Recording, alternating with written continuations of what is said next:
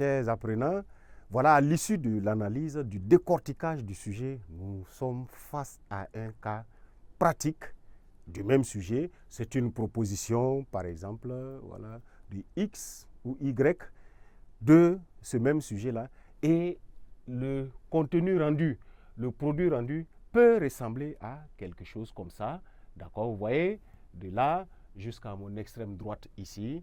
Et on pourrait dire que c'est un exemple de dissertation, d'accord, de ce sujet-là proposé. Toutes les ressources que nous avons préparées à la phase d'analyse sont mobilisées en ce moment ici. Et la métaphore devient facile. Sentez-vous dans la peau d'une cuisinière qui a préparé ses ingrédients et qui est passée maintenant au montage au fur et à mesure pour obtenir, n'est-ce pas, le repas définitif. Donc voilà, et au compte de l'introduction possible proposée, n'est-ce pas, de ce sujet-là, vous avez ce qui suit et que je vais, d'accord, lire. On pense bien souvent que la littérature est une science sans utilité dans la construction de la société. D'accord? Mais pour les regards avertis, il ne fait pas de doute qu'elle est d'une inestimable utilité quand il s'agit de bâtir une société libre, juste, deux points, sans impunité. Dans cet élan, une opinion déclare: la littérature est une arme efficace du combat dans une société remplie d'amertume. Fin de citation. Guillemets fermés. Autrement dit, le livre est un moyen idoine de lutter contre les maux sociaux. Et même mieux, la littérature se veut bien un antidote des maux qui minent une société. Cela dit, par quel moyen ou fonction une science telle que la littérature peut-elle constituer une solution au tas social? Dans la suite de notre analyse et en 3 arguments illustrés, nous montrerons que la littérature est un remède contre les maux sociaux. Dans un second temps, nous en démontrerons 3 autres utilités illustrées, chacune. Alors voilà, chers apprenants, une appréciation qui va être faite de cette introduction ne peut être dans tous les sens, mais suivant ce que la méthodologie demande. Que ce soit juste ou pas, juste vrai ou pas, c'est la méthodologie qui va parler à présent.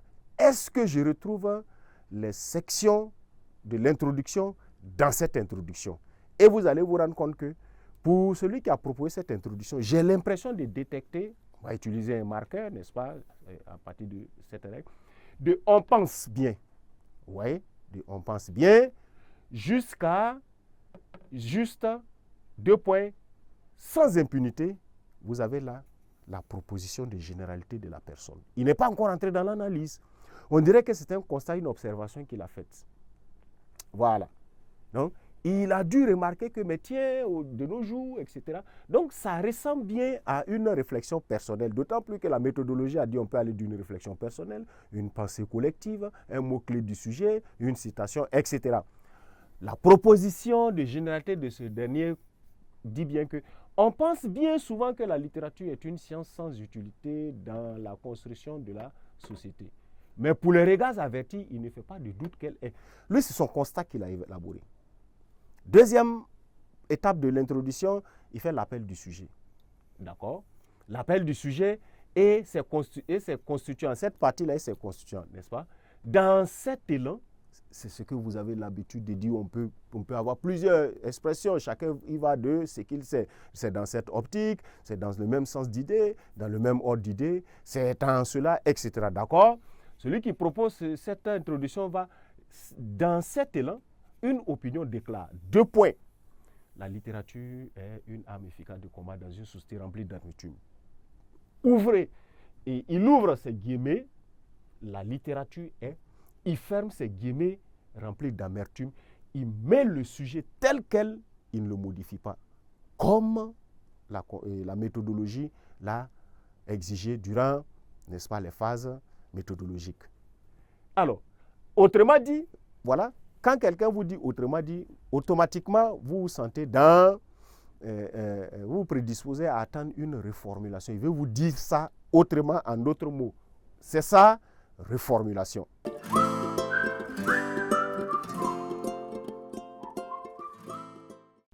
La reformulation étant faite, il vous dira, cela dit, par quel moyen ou fonction il pose une question maintenant.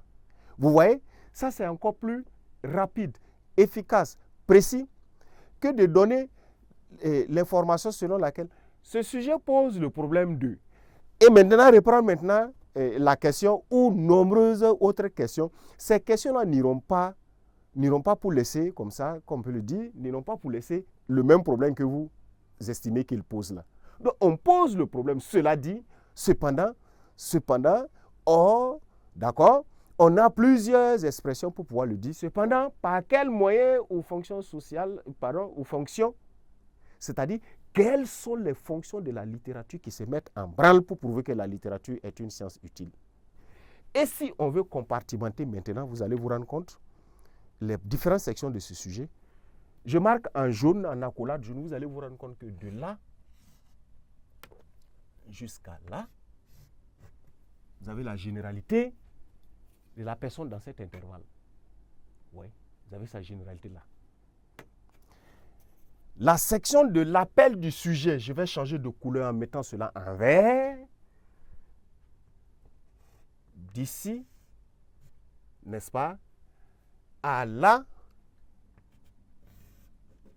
je fais plus d'espace maintenant. Regardez la section en vert, d'ici à là, vous avez l'ensemble du compartiment de l'appel du sujet. Le sujet est annoncé tel quel.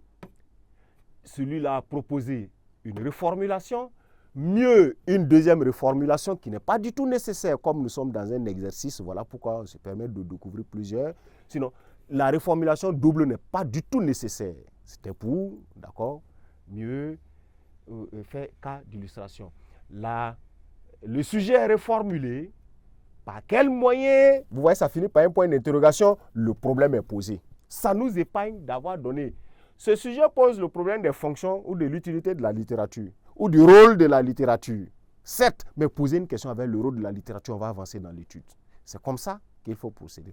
Et en changeant de couleur cette fois en orange, vous allez vous rendre compte que ce qui reste constitue le compartiment du plan. Et vous vous rendrez compte que, vous voyez, dans l'intervalle marqué par le crochet orange fermant ici, vous avez là le compartiment, la section de l'annonce du plan.